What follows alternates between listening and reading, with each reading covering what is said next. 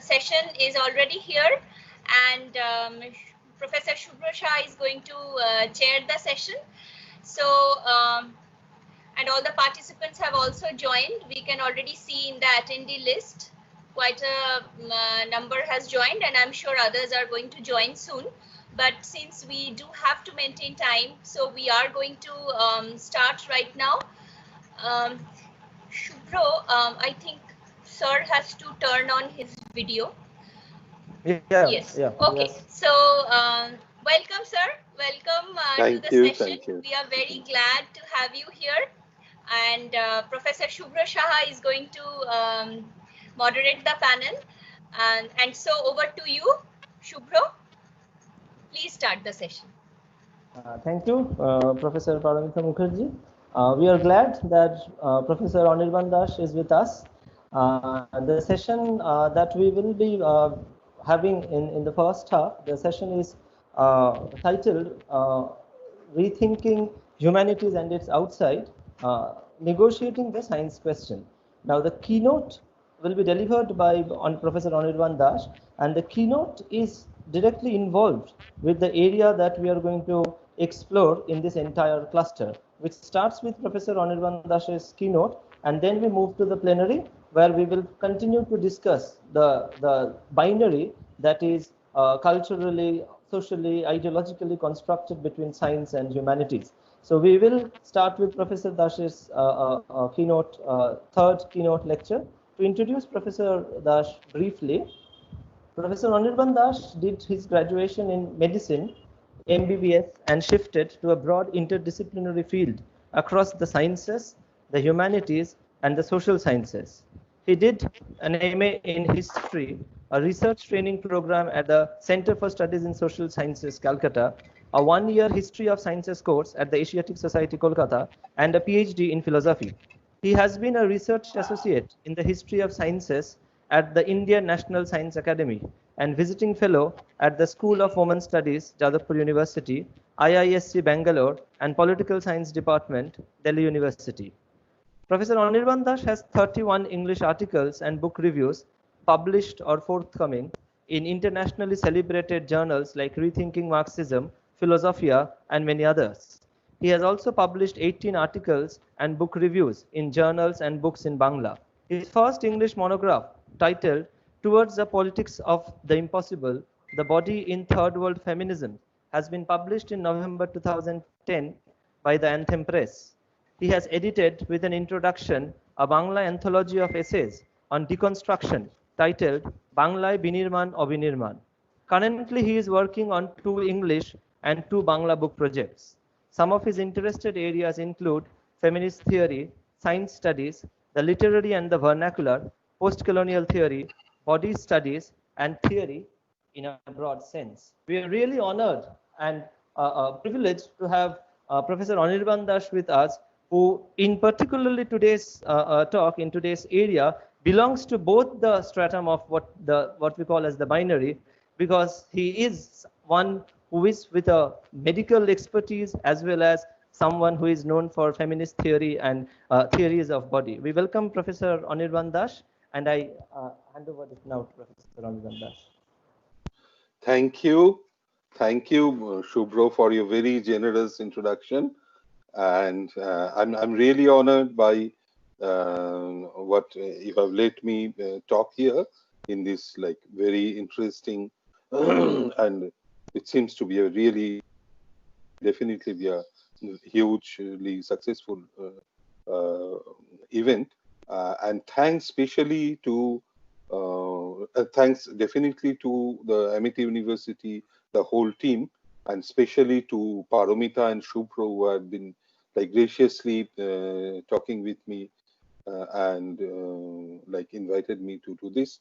So I think I will not like waste time more. I'll begin. So I call this talk thinking through. I'll begin. So I call this talk thinking through the knowledge was the sciences and the humanities. And my presentation will deal with the paradox in the pursuit of science that tries to bring together a form of empiricism with reason. It tries to analyze a fundamental opposition between the inductive mode of reasoning active in empiricism and the irrefutable logic of deductions of reason with a capital R. Am I being heard? Is it all right? Like, can you hear me? Yes, sir. Yeah. Fine. It's Thank absolutely you. clear. Thank you.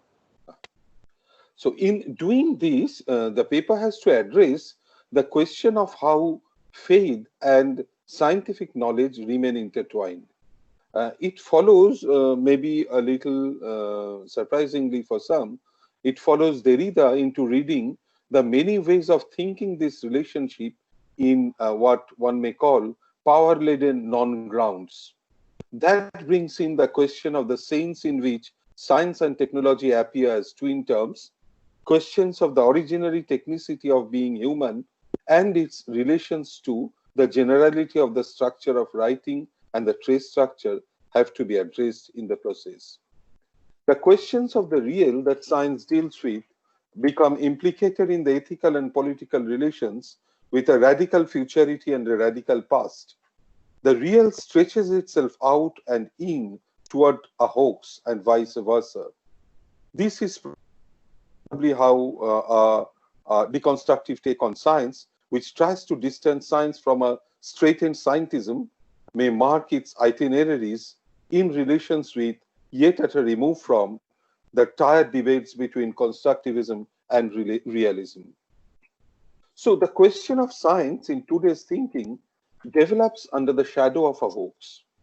The paradox is in the projected necessity of the performance of imposture to bring impostures to light. The so-called truth emerges in the form of a hoax, or rather through the searching light of the hoax to dissipate the darkness of purported ignorance and deception. More than 2 decades have passed after the initial event, and still, after thousands of pages written in academic and more popular press, one may find elements that need discussions. I go forward to face this truth hoax play yet one more time to bring out certain important aspects of the ethics and politics of disciplinary negotiations.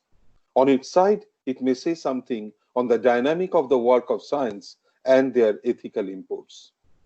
As you would understand by now, I'm talking of, like, by 2020, the account of Sokal's hoax is a wary one. The bare facts, if we remember, are Alan Sokal, a left-oriented physicist, sent an article to the prestigious Humanities and Social Science journal, Social Text, that was published in the spring-summer issue in 1996. This was a special issue on science wars, and Sokal's article was published with what the editors deemed due importance. This article, which was called Transgressing the Boundaries toward a Transformative Hermeneutics of Quantum Gravity, was subsequently declared a hoax. I'll not go into the details of like what happened.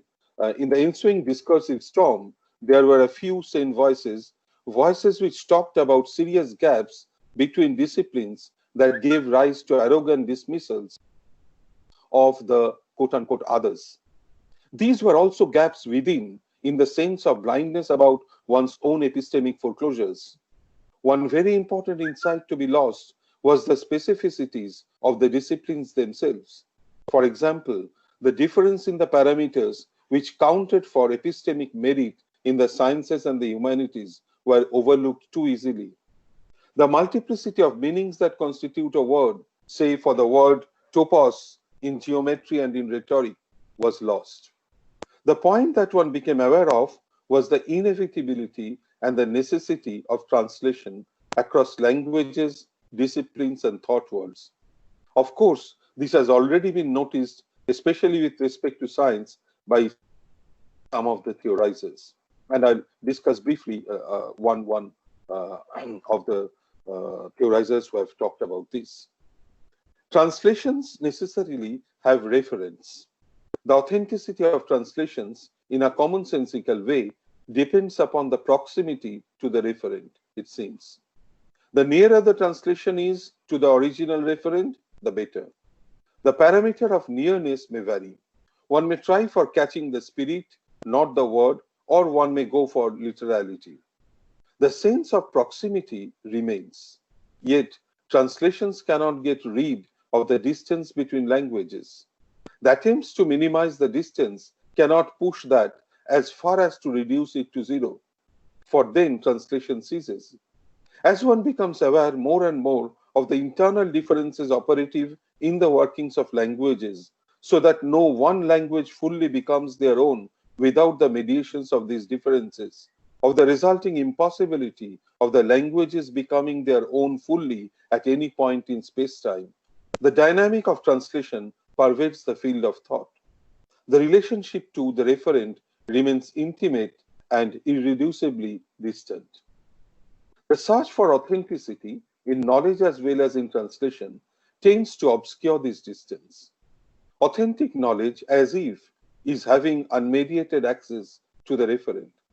No act of translation is as if necessary when knowledge is authentic. Thus, knowledge remains the same from whatever language one approaches it. This is the mode in which scientific knowledge imagines itself to be. As I was talking of, Sundar Sarukkai had noted in his seminal monograph on science in the context of translation, scientific theories seem to evade the problem of translation. I quote at length from his book. Although globally, scientific discourse is increasingly written in English, this has not always been the case. Pioneering work in modern physics, including Einstein's papers on relativity, was largely written in German. Russian mathematicians, as also their physicists, wrote almost exclusively in Russian. There has also been a large body of work in French, both in mathematics and physics. It is indeed remarkable that these diverse texts in different languages have all been rewritten and expressed in one language, English, with scarcely any mention of the problems present in translating from one language into another. It points to the insistence by which science ignores the claims of translation. Are the problems of equivalence, faithfulness, communication of meaning, and so on not present in these texts? Or is it that they are seen to be unimportant in the context of science? If so, who makes this judgment and why?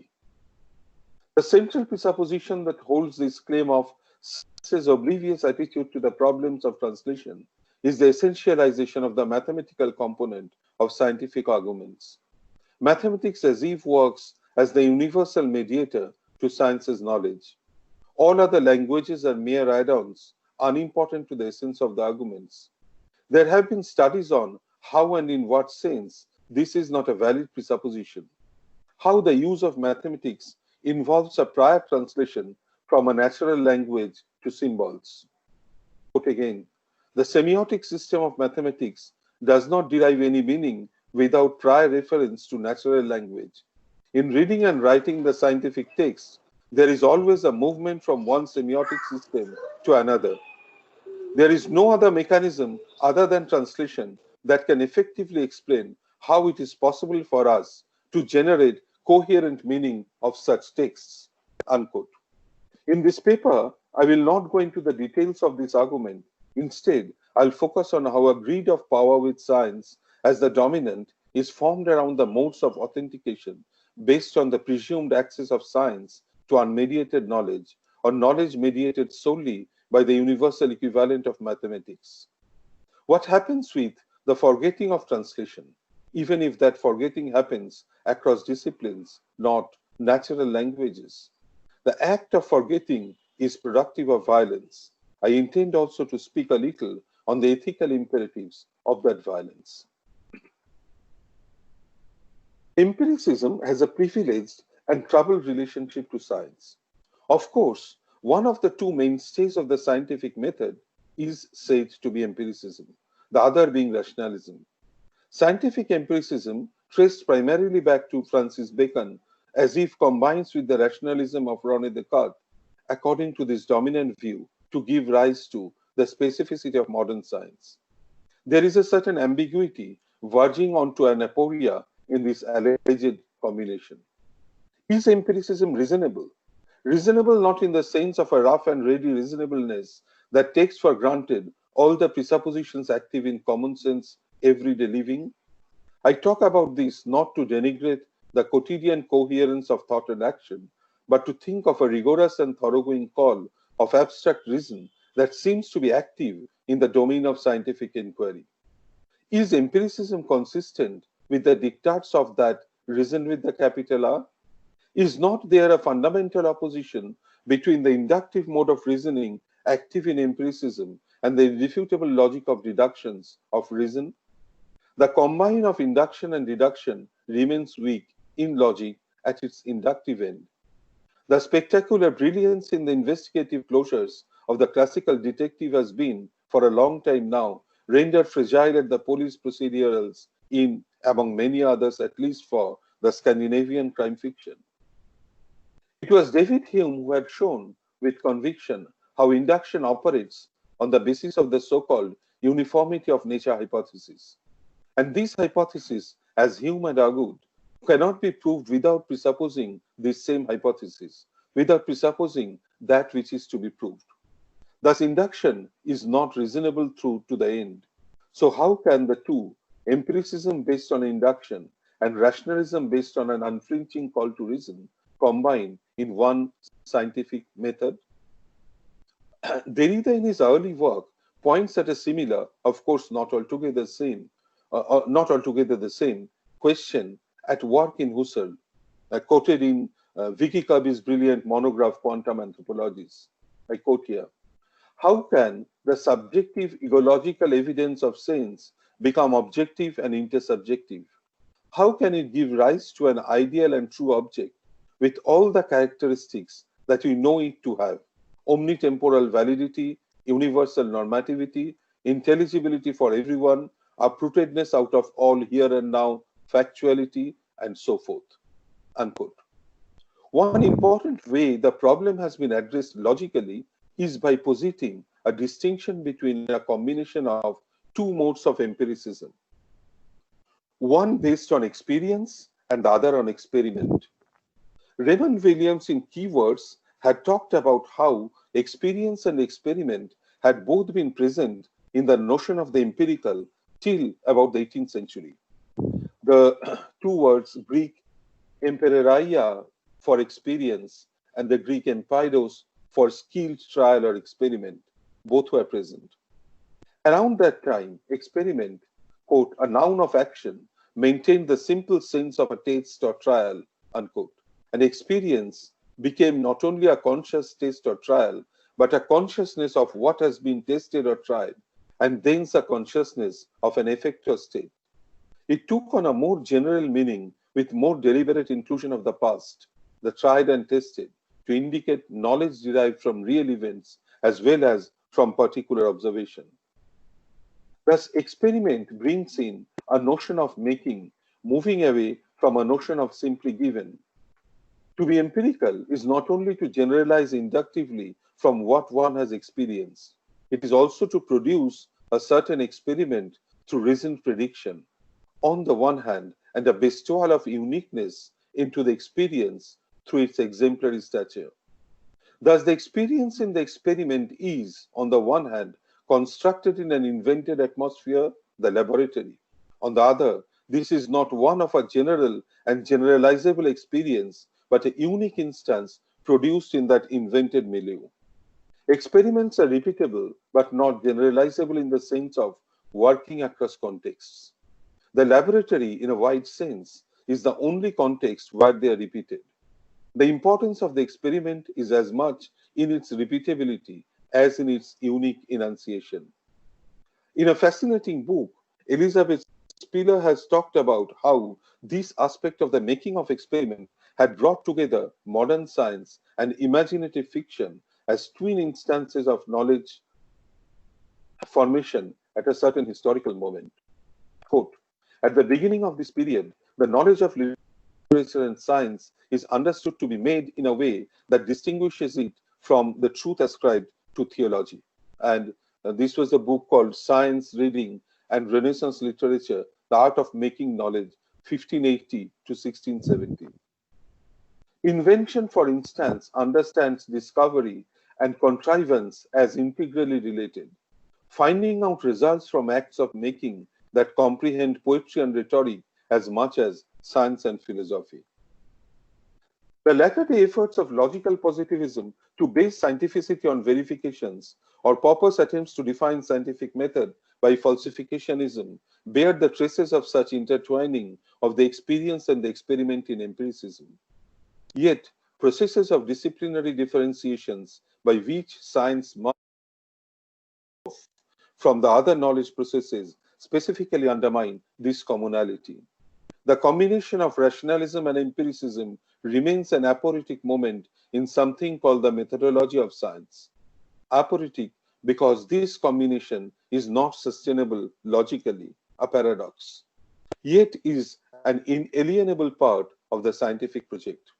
Trying to make sense of this fallacy, of a false note at the heart of truth, we move on to the working of another contradiction. To remember, the workings of these two contradictions are not the same. There are crucial differences, yet there is a certain relationship and a certain analogy. Talking of religion, Jacques Derrida made some very important observations on the working of scientific knowledge. The essay was called Faith and Knowledge, the Two Sources of Religion at the Limits of Reason Alone. We are constantly trying to think the interconnectedness, albeit otherwise, of knowledge and faith, technoscience and religious belief, calculation and the sacrosanct. In the process, we have not ceased to encounter the alliance of the calculable and the incalculable, as well as that of the innumerable and of number. But what is the logic of this connection? How is one to conceive the connectivities between knowledge and faith? One way is to look at the biopolitics of global, what Derrida calls global Latinization. So it's something like what he calls, as to the future of a religion, the question of number concerns as much the quantity of populations as the living indemnity of peoples. And I have a quote here. I don't read that fully. Just to refer to one single aspect. When they feel themselves threatened by an expropriative and equalizing teletechnosciences, peoples also fear new forms of invasion. They are terrified by populations whose growth as well as presence, indirect or virtual, but as such, all the more oppressive, becomes incalculable. New ways of counting, therefore, becomes necessary. Before and beyond that is the link between reason and faith in a more originary sense. Not to speak of origins as logically prior to the origin of the latter, still the need to think of that action. And I have a little quote here from Derrida again. Quote, the lights and enlightenment of teletechnoscientific critique and reason can only suppose trustworthiness. They are obliged to put into play an irreducible faith, that of a social bond or of a sown faith of a testimony. All proof and demonstration, that is, of a performative of promising at work, even in lying or perjury, and without which no address to the other would be possible. Without the performative experience of this elementary act of faith, there would neither be social bond, nor address of the other, nor any performativity in general. Unquote. So here, Derrida is speaking of an act of faith in the performativity of language itself, of language that binds the community that does science, the community that acquires knowledge. Knowledge in its transmission presupposes faith in its use of science, a faith that reaches out to the other. Scientific empiricism, in its attempts to create and provide evidence, tries to structure, to calculate the contours of, to normativize through institutions, in short, to figure this faith. Its faith in figures is an effect as well as the beginning of these figures of faith.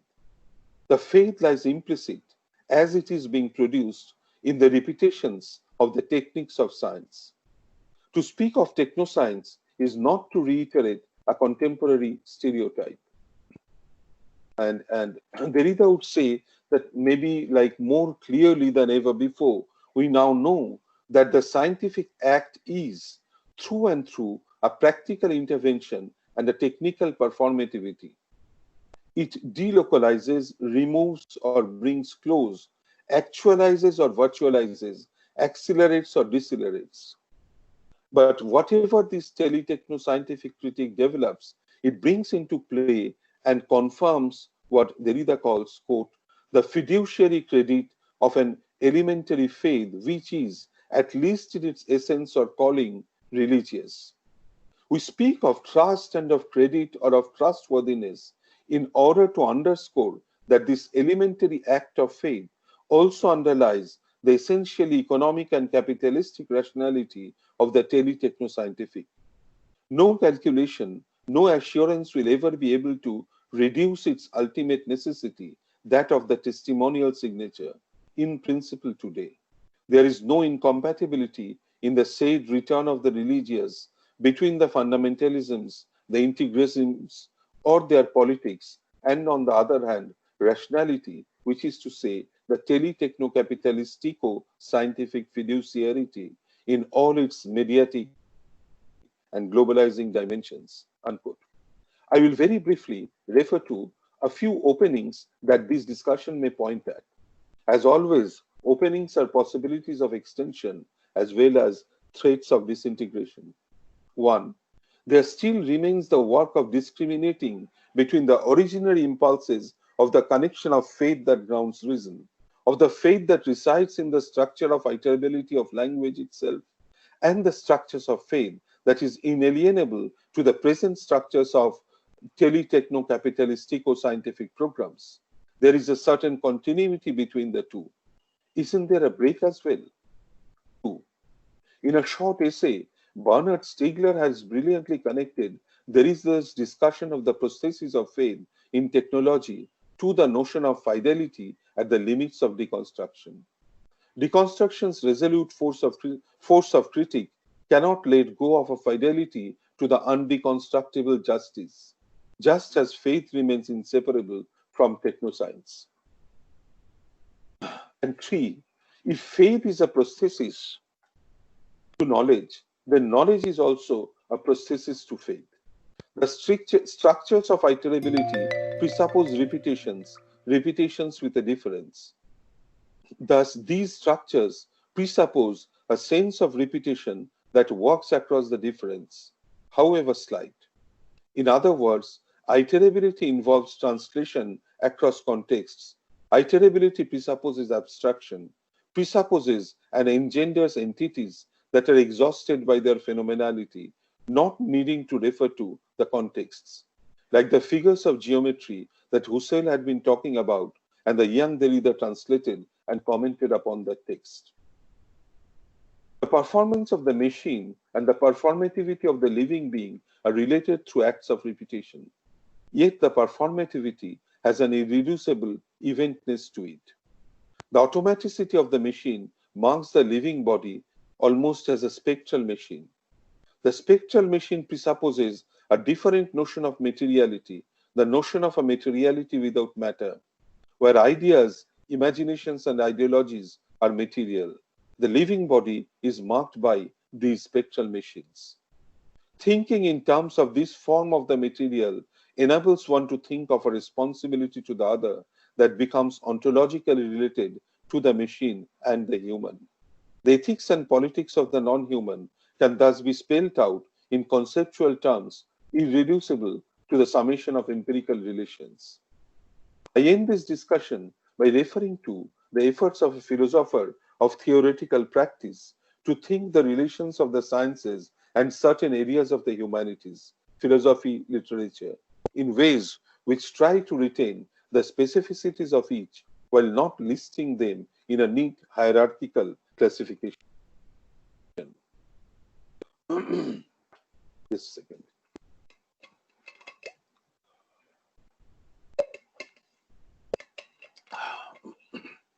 In October-November 1967, Louis Althusser delivered lectures for a philosophy course for scientists. which were later published as Philosophy and the Spontaneous Philosophy of the Scientists. In this set of lectures, Althusser was trying to differentiate philosophy from the sciences as a separate disciplinary practice. He began with the question, what distinguishes a philosophical thesis from a scientific proposition? He dwelt on the questions of interdisciplinarity, of the relations between the sciences, ideologies, and philosophy, and on what he called the spontaneous philosophy of the scientists. One might remember at this juncture, but I will not be discussing this, that in 1991, Gilles Deleuze and Félix Guattari addressed similar questions in What is Philosophy? Through the distinctions between what they call functives and concepts, they tried to theorize the difference between the sciences and philosophy. Their attempt was not to address the spontaneous philosophy, but to think these distinctions in terms of how difference acts in various ways in multiple actualizations of or in the virtual. I'll not go into that here. I go back to Althusser. In the backdrop of Althusser's work is his notion of ever-changing materiality, always in flux, and making secure definitions impossible. The centrality of the notion of change in materiality becomes apparent if one thinks of the ways in which the well-articulated contradiction of the Hegelian dialectic is rendered fuzzy, indefinable, and immanently dynamic in the notion of overdetermination of the materialist dialectic in Althusser. Like chaos, this materialist overdetermination is a presupposition on which the relations between philosophy and the sciences are premised. Reading Althusser's attempt to juxtapose science and philosophy, I again put a few telegraphic points to ponder upon. 1. The juxtaposition of science producing truth and philosophy producing thesis. This focuses on the exclusivity of each discipline and a note of caution against the easy conflation of the two in the name of interdisciplinarity. 2. When science is considered as one discipline whose work is the production of truth, the notion of truth within the twin mark of the scare codes is automatically undermined. Along with gets undermined the famous Althusserian binary of science and ideology. Pierre Mercheret, in a very interesting essay, had convincingly argued about the themes of the cut between science and ideology, retaining a theoreticist error of Althusser, and at the same time going beyond that error. For Althusser, philosophy's task is to operate a cut, which tends to divide, to decide, to allot, which expresses also the fact of tracing lines of demarcation or of taking up a position, which, according to Althusser, defines at its base the activity of philosophy, making it a taking sides in the strong sense of the term. To quote Althusser, quote, the primary function of philosophy is to draw a line of demarcation between the ideological of the ideologies on the one hand and the scientific of the sciences on the other, unquote. As Mercheret goes on to discuss, the above quote performs a distinction between the philosophical notions, ideological and scientific, and the obvious commonplaceness of the notions of ideology and science. Althusser is always ready to complicate the obvious, to bring out the ideological work of producing the neatness of obvious categories from the messy, chaotic struggles behind. The recognition of the cut, the rupture, is to draw the full consequences of the fact that there are everywhere contradictions, tensions, struggle, conflict, and that no practice escapes them, including the activity of scientific knowledge, as is attested precisely by the existence of the spontaneous philosophy of scientists, even if its aim is to partially camouflage this situation. 3. In a way, this gesture of Althusser addresses the question of the relevance of philosophy to science. How can one think of the interruptions made by philosophy of science? 4. Again, as Mercheret shows, this philosophical questioning of the scientific might be able to avoid the theoreticist error of Althusser, the error of having an absolute confidence in the impartial mission of philosophy, only if it ceased to look at the vocation of philosophy at a securely conscious realm. So, as Mercheret very interestingly points out here, philosophy represents an order of knowledge as a principle of radical alterity, the eruption of obscure forces that, by definition, we are not master of. Consequently, philosophy alone can grasp these forces.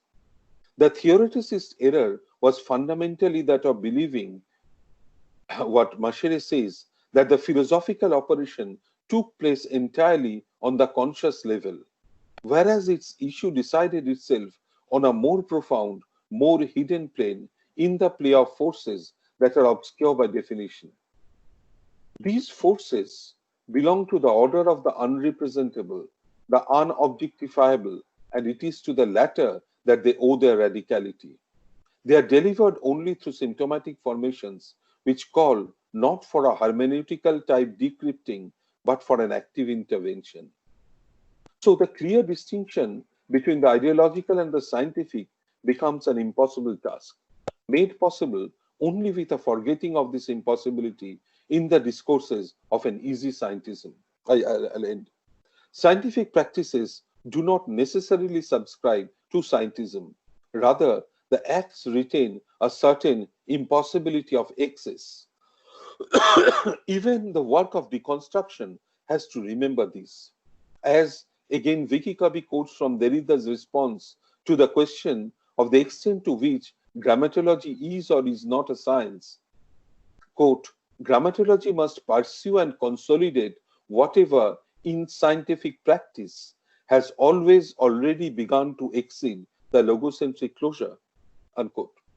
The sciences, acting within the aporetic movements of the empirical and the rational on the one hand, and faith and reason on the other, have to open themselves up to the unconditional, the experience of the perhaps, and unanticipatability vis-a-vis the sovereign, surety, and calculable projections from the present.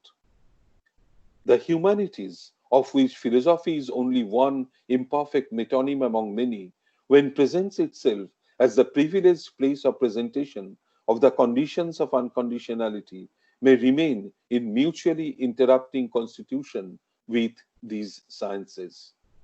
We go back to the interferences, not always clearly and consciously enumerable, between the tasks of humanities and those of the sciences as interferences between shifting multiplicities. Thank you. I hope I made some sense. Thank you again. Thank you, Professor Anirban Das, for this wonderful session. There are a few questions in the Q&A box, the chat box. Like before taking on to that, I was just thinking that since and you have already pointed out, just to add to that, there is a concealing function of power, and which also shapes this overdetermination and exclusive constitution of disciplinary boundaries.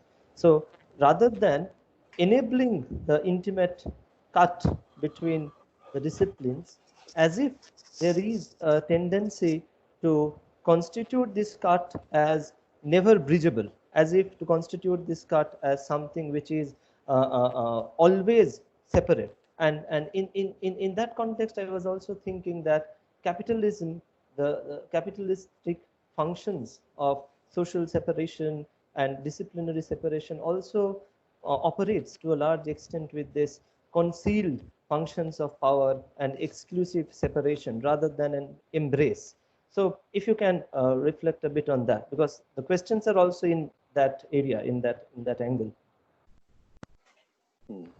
Thank you. Yeah, shall I respond to this, or I take a number of questions and then respond? Okay. I'm adding the questions also. Then you can fine. Because they are related. The first question is by Shubhro Paroi. The question is, why this new approach, medical humanities, is mostly channelized in a minor track program rather than mainstream program in our present curriculum? This is the first question. And the second question, this is by Shubhayu Bhattacharya. I was wondering whether undecidability does not further capitalistic rationality rather than standing opposed to it. This is so because the epistemological knots that occur in and amidst the proliferation of scientific observations stimulates innovation further and paves the course of technology. If you repeat the Yeah, last second question, part. yeah. Yeah. Is it because the first part is Yeah, he is wondering whether undecidability does not further undecidability. the capitalistic rationality, or it instead of standing opposed to it, whether it adds to it, whether it complements to that kind of a factor. And the second part is it because, and that's what he's responding, is it because, this is part of the first question, that is it because epistemological knots that occur in and amidst a proliferation of scientific observation stimulates innovation further and paves the course of technology? Is it because of this that the capitalistic rationality furthers it instead of contesting that? That is what I think he's trying to ask. Sure. Sure. Fine. Nice questions. Yeah. Important things. Oh, sorry. I did unmute. No, yeah.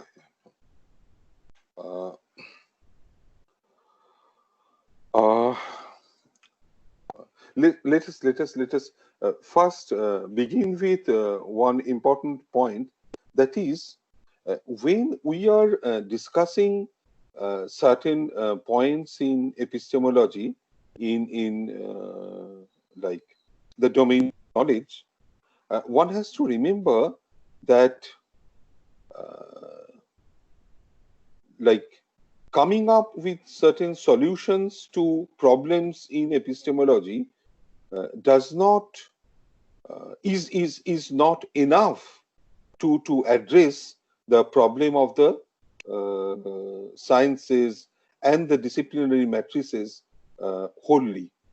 So what we were discussing here was mostly in the domain of epistemology, where we were trying to think of ways of minimizing the workings of power in certain ways. But that doesn't mean that by doing that in the domain of epistemology, we will automatically address like questions in the domain of economy, in the domain of power in society as a whole. So whichever domain we are discussing, when we are this also holds for the domain of economy or the domain of politics. One has to remember that.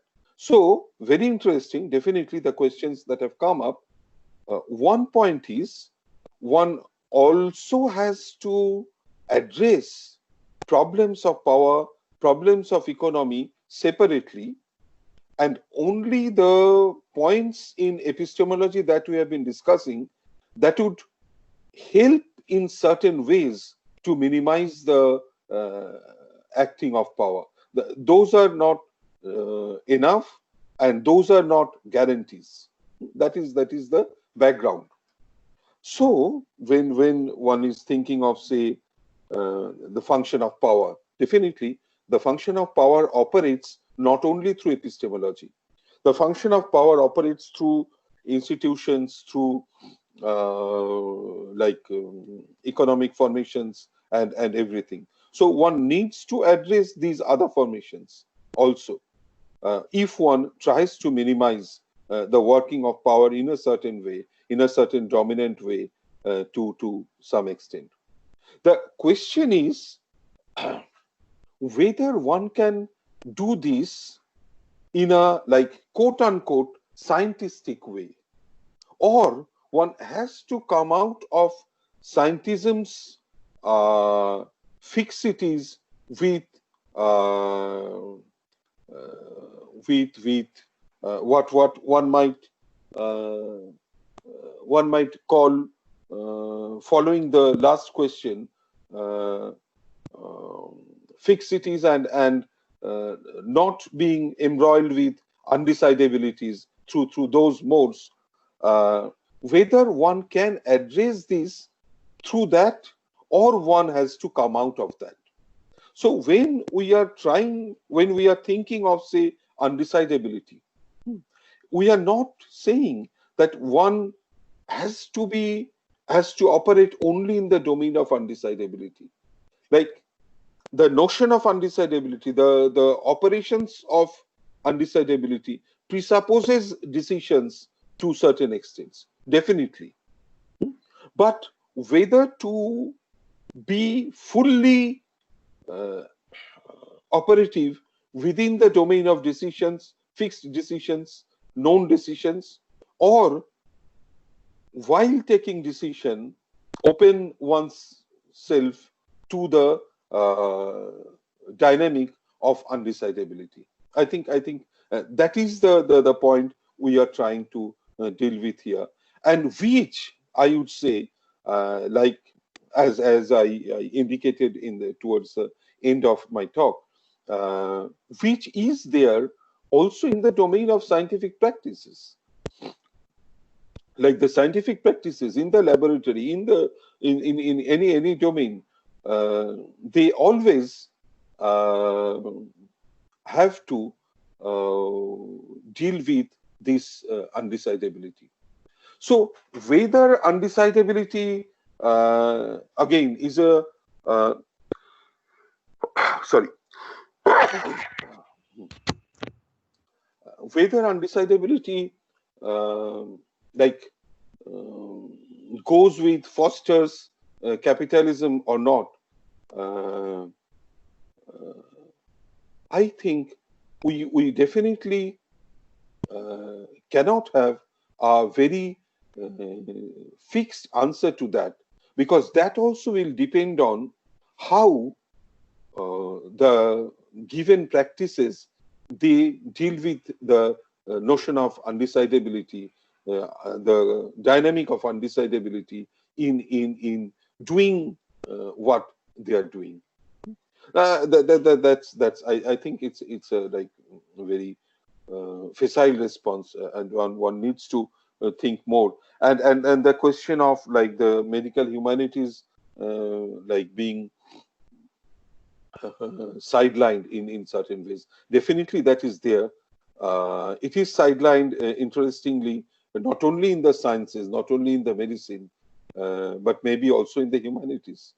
So that would say something about even after our like decades long discussions around interdisciplinarity, the way the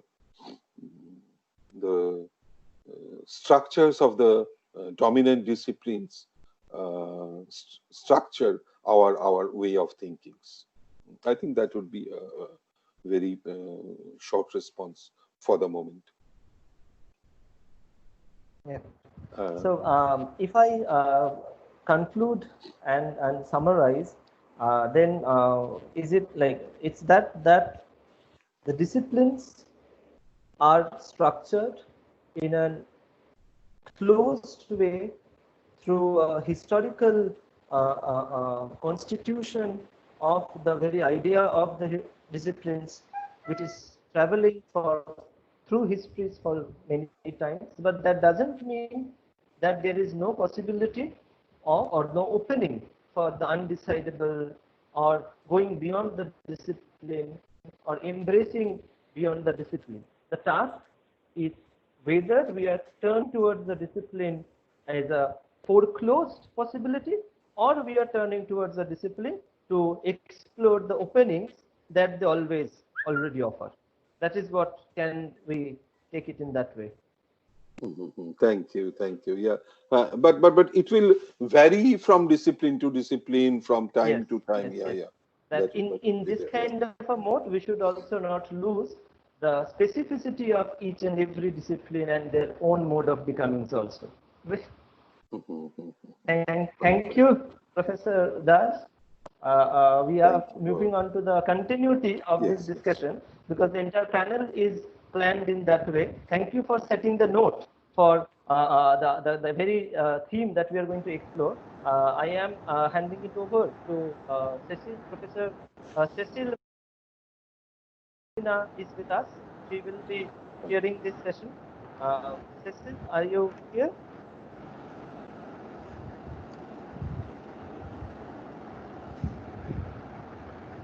Cecil?